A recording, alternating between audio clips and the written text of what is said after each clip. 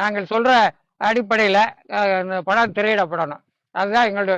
இல்லையா நாங்க திருச்சியில இருந்து இந்த பகுதி வரைக்கும் முழுமையா நாங்க தான் ஒரு கூடுதலான சமுதாயம் சேர்ந்தவர்களா இருக்கா.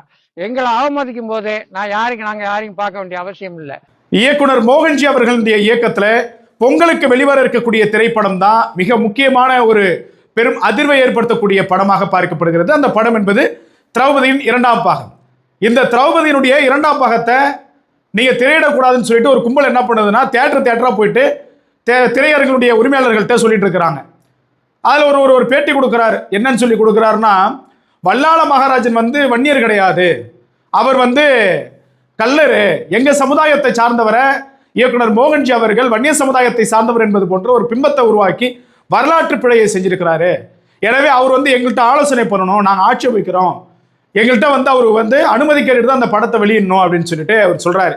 அப்படி இல்லைன்னா இந்த படம் திருச்சிக்கு தான் எங்கேயுமே ஓடாதுன்னு சொல்லிட்டு அந்த கும்பல் அறைகோல் விடுது.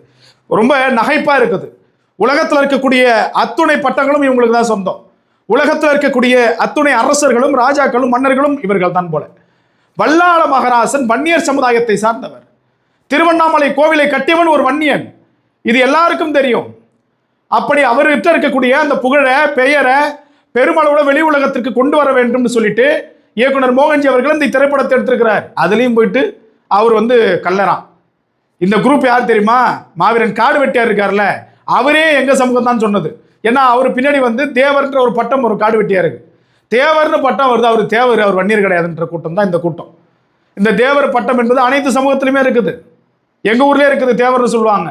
அது போலதான் இந்த கும்பல் என்ன பண்ணுதுன்னா, வல்லாள மகாராஜன் கல்லரு, அவர் வன்னியர் கிடையாது, இந்த பிழையை பண்ணியிருக்காங்கன்னு சொல்லிட்டு இவங்க ஒவ்வொரு திரையரங்கத்துக்கு முன்னாடி நின்றுட்டு ஃபேஸ்புக்கில் வீடியோ போட்டுட்டு இருக்காங்க. ஒரு விஷயத்தை நல்லா புரிஞ்சுக்கணும். ஒரு படம் என்பது அவ்வளோ எளிதாங்க வர்றது கிடையாது. அப்படி ஒரு வன்னியர் ஒரு இடத்துல நிற்கக்குள்ள எல்லா பிரச்சனைகளையும் முடிந்து எல்லா இடர்பாளையும் கடந்து ஒரு இடத்துல நிற்கக்குள்ள முட்டுக்கட்ட போகிறதுக்குன்னே இந்த கும்பல் வருது.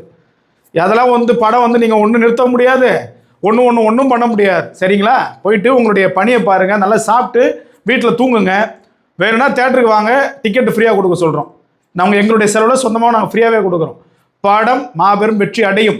இதை சாதி ரீதியாக கொண்டு போயிட்டு பிரச்சனை வளர்க்கணுன்ற எண்ணத்தில் இருக்கக்கூடிய கும்பல் தலையில் மண்ணை போட்டுட்டு தான் போகணும். ஏன்னா இது அனைவருக்குமான படம், ஒரு வரலாறு. அது அவங்க அப்படிலாம் கிடையாது.